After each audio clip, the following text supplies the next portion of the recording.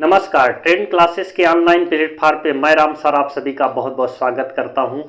तो आइए चलते हैं एक छोटे से सेशन में, लेकिन यह छोटा सा सेशन आप लोगों के लिए बेहद महत्वपूर्ण है, क्योंकि यहाँ से बनने वाले प्रश्नों में बच्चे कंफ्यूज हो जाते हैं।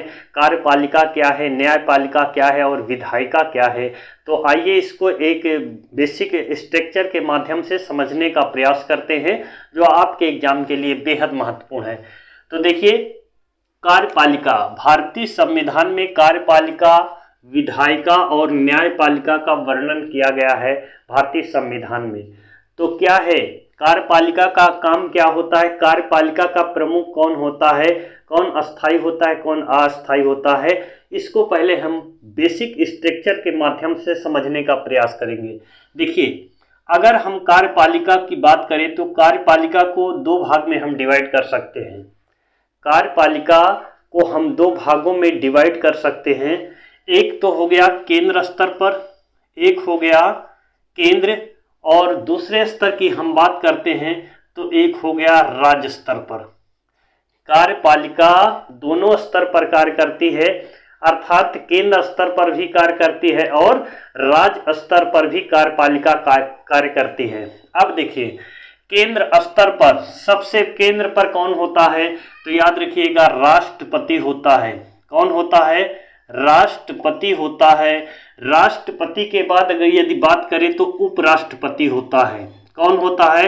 राष्ट्रपति, उपराष्ट्रपति। फिर उसके बाद में प्रधानमंत्री होते हैं कार्यपालिका में, प्रधानमंत्री।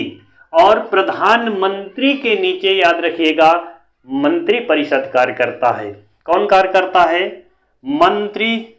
मंत्री परिषद कार्य करता है। अब देखिए, इसका मतलब यह हुआ कि केंद्र स्तर पर, जो केंद्र पर है वह राष्ट्रपति है, लेकिन राष्ट्रपति पूरे केंद्र का मालिक होता है, लेकिन वह प्रधानमंत्री के अनुसार कार्य करता है। तो किसके अनुसार? प्रधानमंत्री के अनुसार राष्ट्रपति कार्य करता है, जबकि केंद्र में सबसे प्रमुख में कौन है? वह राष्ट्रपति होता है। इसी प्रकार जैसे यहाँ पर केंद्र में राष्ट्रपति, उपराष्ट्रपति, प्रधानमंत्री और मंत्री परिषद कार्य करते हैं, वैसे ही राज्य में कौन होता है? तो राज्यपाल होते हैं। कौन होता है? राज्य का जो प्रमुख होता है वह राज्यपाल होता है। अब राज्यपाल के नीचे आप लोग जानते हैं कि मुख्यमंत्री होता है। कौन होता है? मुख्यमंत्री होता है। अब देखिए, मुख्यमंत्री के नीचे कौन होता है? तो याद रखिएगा मंत्री परिषद होता है। मंत्री परिषद। अब देखिए, मंत्री परिषद यानी कि मंत्रियों की जो श्रेणी है, अगर हम उसको बांट दे तो तीन भाग में बांटते हैं ये मंत्री परिषद को। तो मंत्री, हमेशा पूछा जाता है कि मंत्री कितने प्रकार का होता है, तो मंत्री तीन प्रकार का होता है। कितने प्रकार का मंत्री होता है? मंत्री तीन प्रकार का होता है। एक कैबिनेट मंत्री होता है, कैबिनेट मंत्री, राज्य मंत्री और उपमंत्री। उपमंत्री, देखिए, अगर कभी भी एग्जाम में आए कि मंत्री कितने प्रकार का होता है, मंत्री तीन प्रकार का होता है, कैबिनेट मंत्री, राज्य मंत्री और उपमंत्री होते हैं। इसी प्रकार जैसे यहाँ केंद्र में काम करते हैं, वैसे ही यहाँ पर राज्य में भी हम इसको तीन भाग में डिवाइड कर सकते हैं। यहाँ भी क्या होते हैं? कैबिनेट होते हैं और राज्य मंत्री होते हैं और उपमंत्री होते हैं।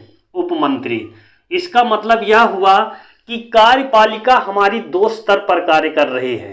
कितने स्तर पर कार्यपालिका कार्य कर रही है? दो स्तर पर कार्य कर रही है, अर्थात वह केंद्र स्तर पर भी काम करती है और राज्य स्तर पर भी कार्य करती है। तो ये तो कार्यपालिका हो गया। अच्छा, कार्यपालिका में दो तरह के लोग कार्य करते हैं। कार्यपालिका में दो तरह के लोग कार्य करते हैं।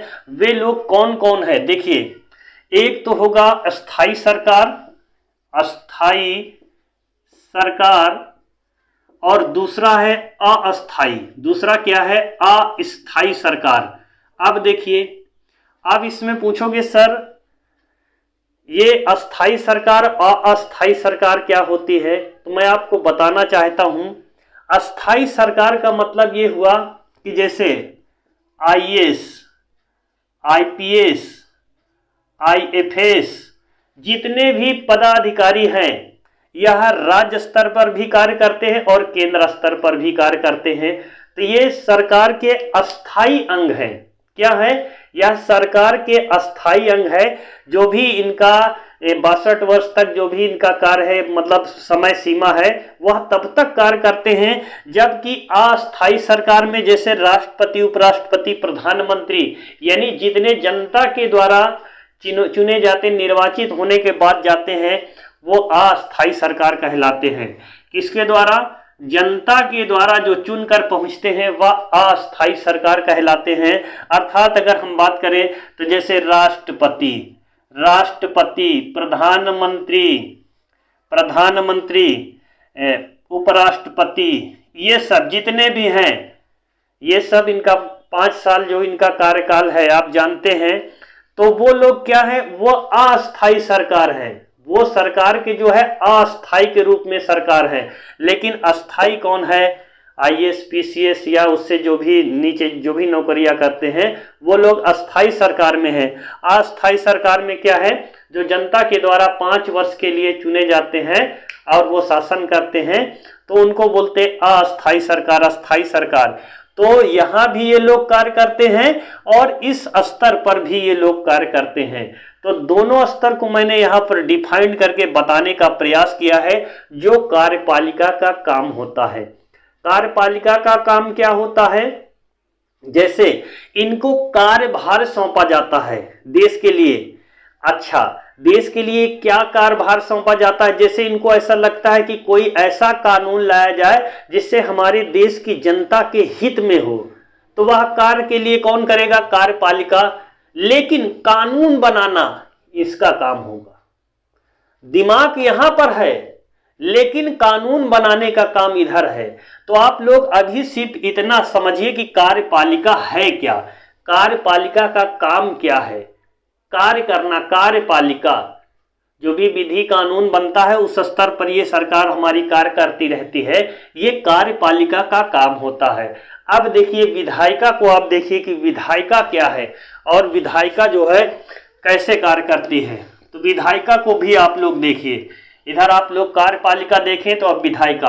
अब देखिए विधायिका को भी हम 2 भाग में डिवाइड कर सकते हैं। विधायिका को भी हम 2 भाग में डिवाइड कर सकते हैं। एक तो हो गया केंद्र और दूसरा हो गया राज्य। बहुत ही बेहतरीन और लाजवाब क्लास साथियों, आप लोगों के लिए एक छोटी सी जानकारी, लेकिन एग्जाम की दृष्टि से बेहद महत्वपूर्ण ऐसी जानकारी। अब देखिए विधायिका केंद्र स्तर पर भी कार्य करती है और राज्य स्तर पर भी विधायिका कार्य करती है। अब देखिए केंद्र स्तर पर यहाँ पे संसद कार्य करता है। कौन करता है? संसद कार्य करता है। जबकि राज्य में क्या है? राज्य में आप जानते हैं विधानसभा है। क्या है? विधान मंडल है। देखिए अब देखिए संसद के 3 अंग होते हैं। कितने अंग है संसद के? 3 अंग है संसद के। एक तो हो गया लोकसभा, एक हो गया राज्यसभा और एक है राष्ट्रपति। यह विधायिका में जो केंद्र सरकार में जो संसद है उसके ये 3 अंग है। और इसी प्रकार विधानमंडल में भी है। विधानमंडल में क्या है? देखिए विधानसभा, विधान परिषद और तीसरे नंबर पे है, याद रखिएगा, राज्यपाल। अब देखिए यह देश के लिए कानून बनाने का कार्य करता है। कौन करता है? संसद, जो कि विधायिका के ये अंग हैं और इन्हीं के माध्यम से केंद्र सरकार के लिए कार्य करती है और इसी विधायिका जो है राज्य सरकार के लिए कार्य करती है, जो विधि बनाने का काम करते हैं। इस विधि का निर्माण करने का कार्य विधायिका का है, यानी हमारे देश के अंदर कानून बनाने का काम जो है विधायिका को दिया गया है। और विधायिका को भी हम दो भाग में डिवाइड कर देते हैं, एक केंद्र स्तर पर और एक राज्य स्तर पर।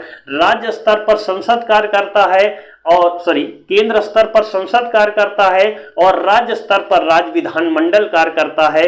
संसद के 3 अंग होते हैं, लोकसभा, राज्यसभा और राष्ट्रपति, जो कि केंद्र सरकार के लिए कार्य करती है। जो कि विधायिका में हमारा राज्य जो है विधानमंडल, वो विधानसभा, विधान परिषद और राज्यपाल से मिलकर बना है, जो राज्य के लिए कार्य करता है। तो आई होप कि आप लोग इसको भी समझ पा रहे होंगे।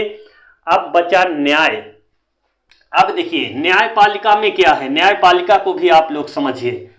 न्यायपालिका इन दोनों से परे है, अर्थात वह देश में स्वतंत्र है। न्यायपालिका क्या है, देश में स्वतंत्र है। और यह क्या है, स्वतंत्र, ये देश में स्वतंत्र है। और इसके सबसे जो केंद्र पर है वो कौन है, सुप्रीम कोर्ट। केंद्र का स्तर ये मतलब नहीं कि केंद्र के लिए ही काम करेगी, वह सब के लिए काम करेगी। फिर इसके नीचे क्या है, हाई कोर्ट है।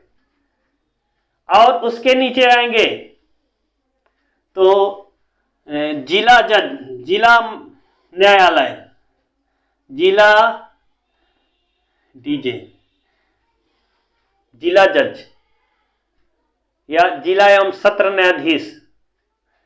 अगर हम इसको ऐसे लिख देते हैं, सुप्रीम कोर्ट, हाई कोर्ट और जिला न्यायालय। अगर हम इससे भी नीचे आए तो गांव में न्याय पंचायत बनी है, न्याय पंचायत। और न्याय पंचायत से ऊपर सब डिविजनल मजिस्ट्रेट, जहां एसडीएम बैठता है। तो एक हमारा क्षेत्र स्तर पर भी कार्य करता है। आप लोग कभी भी न्याय की अगर मैटर आता है तो पहले न्याय पंचायत गांव में बनी है, यहां पर जाते हो प्रधान के पास, अगर वो नहीं सुनता तो आप सीधा तहसील स्तर पर जाते हो, जहां पे एसडीएम बैठता है। छोटे छोटे मैटर को, जमीनी विवाद, न्याय, ये सब जो है कार्य करने का काम एसडीएम का होता है। यहां पर भी आपका काम नहीं हुआ तो आप जिला पर जाते हो, और जिले पर भी काम नहीं होता तो आप सीधा हाई कोर्ट जाते हो, और जब वहां पर काम नहीं होता तो सीधा आप सुप्रीम कोर्ट जाते हो। जो कि ये परे एकदम स्वतंत्र है, किसी के ये दबाव में न्याय नहीं देती है, ये पूरी तरह से स्वतंत्र है।